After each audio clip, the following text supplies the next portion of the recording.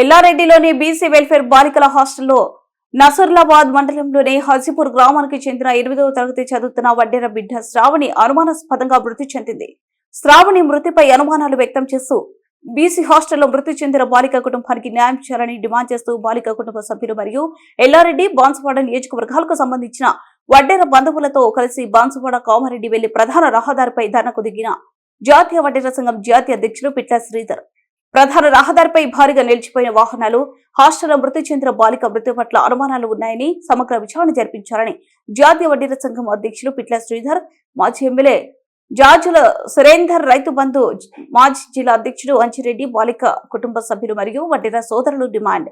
ధరకు దిగిన వడ్డెర సంఘం జాతీయ అధ్యక్షులు పిట్ల శ్రీధర్, సురేందర్, అంజిరెడ్డితో పాటు సుమారుగా 300 మంది వడ్డెర్లను అరెస్ట్ చేసిన పోలీసులు. బాలికపై అనుమానాస్పద దాడి జరిగిందని ఆరోపిస్తున్న కుటుంబ సభ్యులు. శ్రావణి నిన్న మంగళవారం తన ఫ్రెండ్స్ తో చదువుకుంటూ హ్యాపీగా ఉంది.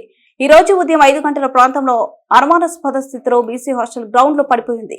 అయితే హాస్టల్ సిబ్బంది తన తల్లిదండ్రులకు ఎలాంటి సమాచారం ఇవ్వకుండా ఆ అమ్మాయి బాడీని హాస్పిటల్లో పోస్ట్ మార్టం కు తరలించారు. అయితే ఎల్లారెడ్డిలో ఉన్న శ్రావణి వాళ్ళ బాబాయ్ ఆ విషయం తెలుసుకుని కుటుంబ సభ్యులకు తెలియజేశారు. రాత్రి వరకు బాగానే ఉన్న శ్రావణి పొద్దున లేచేసరికి శవమై పడి ఉండటం చూసి తట్టుకోలేకపోయిన కుటుంబ సభ్యులు హాస్టల్ వార్డెన్ ని వివరణ కోరగా నాకేం తెలియదు, నేను లేను అని తప్పించుకునే ప్రయత్నం చేయడం జరిగింది.